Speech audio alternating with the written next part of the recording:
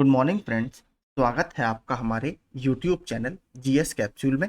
I hope आप सभी लोग अच्छे होंगे और आपकी तैयारी अच्छी चल रही होगी। फ्रेंड्स, आप सभी को पता है हम अपने इस चैनल के माध्यम से डेली वन लाइनर्स की फॉर्म में करंट अफेयर्स आपको प्रोवाइड कराते हैं और वीकेंड पर पूरे वीक का फ्री पीडीएफ मैं आपको अपने टेलीग्राम ग्रुप में प्रोवाइड करा देता हूं। तो अगर आप चैनल पर नए हैं तो प्लीज़ चैनल को सब्सक्राइब जरूर कीजिएगा। तो चलिए देखते हैं कौन कौन से करंट अफेयर्स चर्चा में है।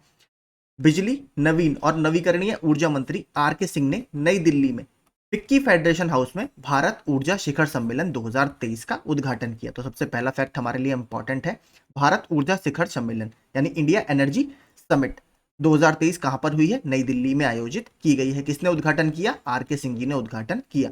2 दिवसीय शिखर सम्मेलन का उद्देश्य देश में एक सक्षम हरित हाइड्रोजन पारिस्थितिकी तंत्र यानी ग्रीन हाइड्रोजन इकोसिस्टम के विकास पर ध्यान केंद्रित करना है। और अभी क्या हमारा चर्चा में रहा, पहली हाइड्रोजन फ्यूल सेल ईंधन से संचालित बस कहां पर लॉन्च की गई?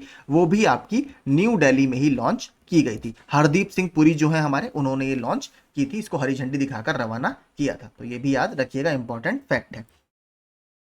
ये भी देखिए काफी इंपॉर्टेंट है। हरियाणा सरकार ने घोषणा की है कि राज्य के सभी हुक्का बार बंद कर दिए जाएंगे। यह प्रतिबंध राज्य भर के जितने भी होटल हैं, रेस्टोरेंट हैं, बार हैं और वाणिज्यिक या कमर्शियल एवेन्यूज हैं, वहां पर ग्राहकों को हुक्का परोसना इसमें शामिल है। यह अब बंद कर दिया जाएगा। लेकिन देखिए, जो ग्रामीण क्षेत्र है, जहां पर आपने देखा होगा हरियाणा वगैरह में काफी ज्यादा लोग हुक्का पीना पसंद करते हैं, तो ग्रामीण क्षेत्रों में इस पर कोई बैन नहीं है। इंपॉर्टेंट यह है, होटल रेस्टोरेंट वगैरह में इसको बैन कर दिया जाएगा। तो यही आपसे सीधे पूछ सकता है कि कौन से राज्य ने सभी हुक्का बार बंद करने के आदेश दिए हैं? तो हरियाणा सरकार ने।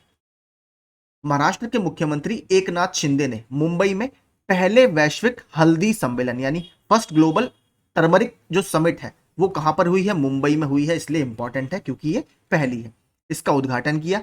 यह सम्मेलन एक महत्वपूर्ण कार्यक्रम होने की उम्मीद है जो हल्दी उद्योग के विभिन्न पहलुओं जैसे उत्पादन यानी प्रोडक्शन, विपणन यानी मार्केटिंग और इसके अलावा अंतरराष्ट्रीय व्यापार यानी इंटरनेशनल ट्रेड पर यह केंद्रित होगा। भारत में भी काफी ज्यादा हल्दी आपकी प्रोड्यूस होती है, तो इसको कैसे प्रोड्यूस, हम कैसे इसका प्रोडक्शन बढ़ा सकते हैं, कैसे इसकी मार्केटिंग हम कैसे कर सकते हैं और कैसे इसको इंटरनेशनल ट्रेड में हम अपना शेयर बढ़ा सकते हैं भारतीय हल्दी का, इसके बारे में इसमें बात की जाएगी।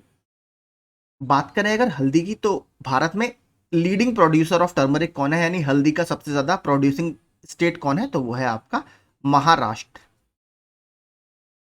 ठीक है, इसको भी याद रखिएगा। पहला है, देखिए इसलिए इंपॉर्टेंट है, मुंबई में होने जा रहा है।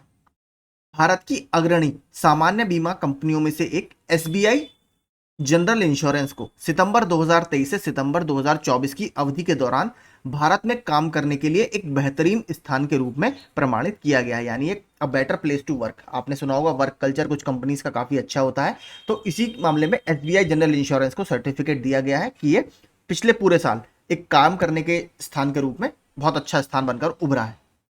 राष्ट्रीय स्वास्थ्य प्राधिकरण, जिसको एनएचए बोला जाता है, नेशनल हेल्थ अथॉरिटी ने सबसे अधिक संख्या में आभा स्कैन और शेयर टोकन उत्पन्न करने में एम्स नई दिल्ली को शीर्ष सुविधा के पुरस्कार से सम्मानित किया है। यानी एम्स नई दिल्ली में सबसे ज्यादा संख्या में आपके आभा स्कैन और आपके शेयर टोकन प्रोड्यूस किए, यानी ज्यादातर लोगों को हेल्थ सर्विसेज प्रोवाइड की, उसके लिए इनको शीर्ष सुविधा के पुरस्कार से सम्मानित किया गया है।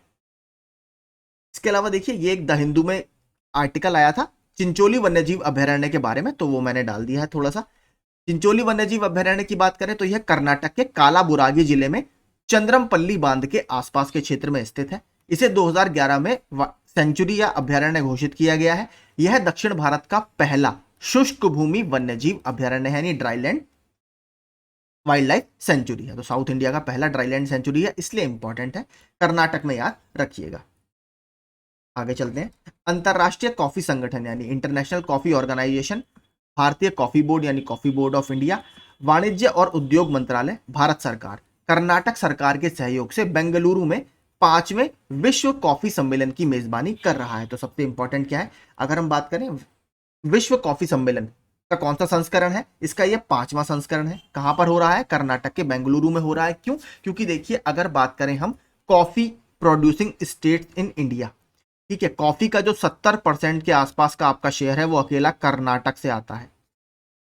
ठीक है, कुछ फेमस एरियाज बता देता हूं। एक सबसे इंपॉर्टेंट है, ये तो यूपीएससी में भी पूछा जा चुका है, चिकमंगलुर। ठीक है, चिकमंगलुर पूछा था कि किस क्रॉप के प्रोडक्शन के लिए फेमस है, तो ये कॉफी के प्रोडक्शन के लिए फेमस है।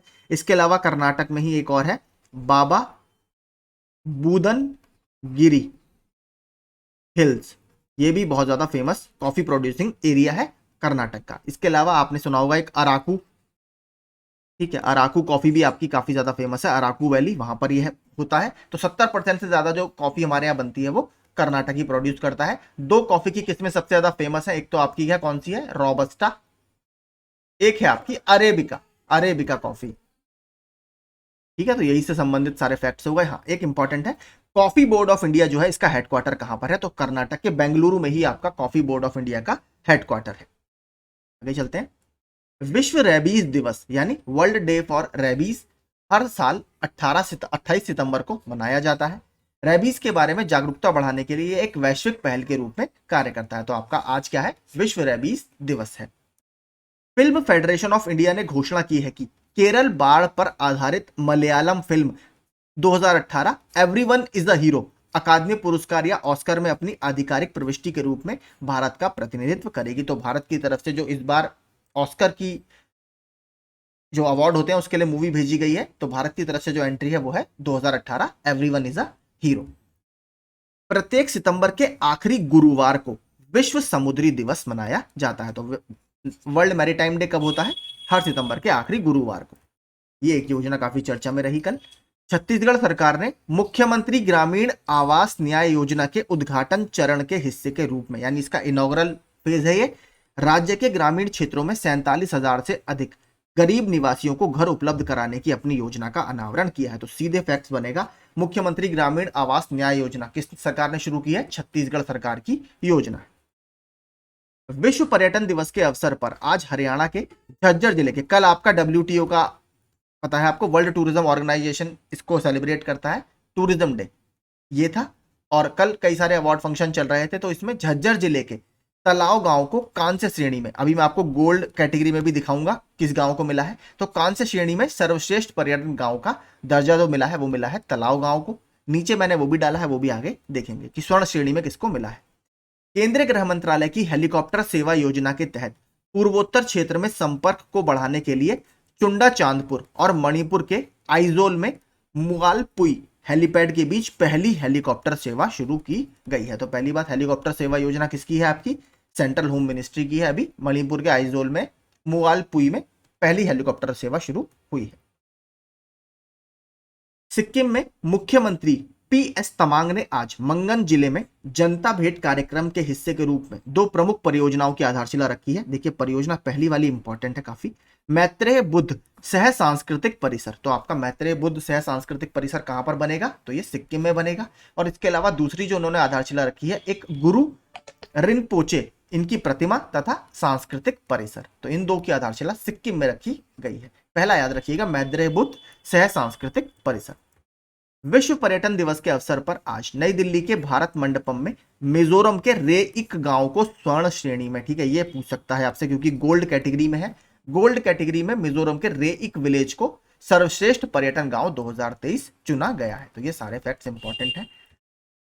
जम्मू कश्मीर स्वास्थ्य मंत्रालय ने प्रधानमंत्री जन आरोग्य आयुष्मान भारत अधिकतम आयुष्मान कार्ड सृजन और आवंटित कोषों का पूर्ण प्रयोग करने के अंतर्गत स्त्री पुरुष समानता दाखिले में श्रेष्ठ प्रदर्शन का खिताब जीता है। तो आपके जो आयुष्मान भारत जन आरोग्य योजना है इसके एग्जीक्यूशन में सबसे अच्छा प्रदर्शन का खिताब किसने जीता है, जम्मू कश्मीर के स्वास्थ्य मंत्रालय ने जीता है, इसको भी याद रखिएगा। अब देखते हैं कुछ क्वेश्चन आंसर। भारतीय रिजर्व बैंक ने किस कोऑपरेटिव बैंक का लाइसेंस रद्द कर दिया है, तो द कपोल कोऑपरेटिव बैंक, ये इंपॉर्टेंट है। T20 इंटरनेशनल क्रिकेट में सबसे तेज अर्धशतक का रिकॉर्ड किस खिलाड़ी ने बनाया, तो दीपेंद्र सिंह एरी ने बनाया। यस बैंक ने हाल ही में किसे होलसेल बैंकिंग का कंट्री हेड नियुक्त किया है, तो मनीष जैन जी को। विश्व पर्यटन दिवस हर साल कब मनाया जाता है, तो ये 27 सितंबर को मनाया जाता है। और इस बार इसकी थीम क्या रही, टूरिज्म एंड ग्रीन इन्वेस्टमेंट या पर्यटन और हरित निवेश, नीचे डाला भी है वहां पर भी देख लेंगे। ऑस्कर 2024 के लिए भारत की ऑफिशियल एंट्री के रूप में किस फिल्म को नामित किया गया है, तो 2018 everyone is a real hero. कहां पर है, केरल की फ्लड्स के ऊपर यह बनी हुई है 2018 में जो वहां पर आई थी। 19वें एशियन गेम्स में भारत के लिए 5वां स्वर्ण पदक किसने जीता है, तो स्विफ्ट कौर साम्राजी ने पदक जीता है। कौन सी कंपनी भारत में भूकंप चेतावनी शुरू करने जा रही है? तो गूगल ये शुरू करने जा रहा है। इस वर्ष के विश्व पर्यटन दिवस की थीम क्या है? पर्यटन और हरित निवेश, टूरिज्म एंड ग्रीन इन्वेस्टमेंट। 27 सितंबर को मनाया जाता है। T20 इंटरनेशनल इतिहास में सबसे तेज शतक का रिकॉर्ड नेपाल के किस खिलाड़ी ने बनाया है? कुशल मल्ल। तो कल नेपाल ने 314 रन देखिए एशियन गेम्स में बना दिए मात्र 20 ओवर में, जो कि T20 का हाईएस्ट स्कोर बताया जा रहा है। तो इसको याद रखिएगा, कुशल मल्ल जी ने सबसे तेज शतक बनाया है। तो यही हमारे सारे करंट अफेयर्स थे जो चर्चा में थे। वीडियो पसंद आया तो प्लीज़ चैनल को सब्सक्राइब जरूर कीजिएगा और वीडियो को लाइक भी जरूर कीजिएगा। Thank you so much.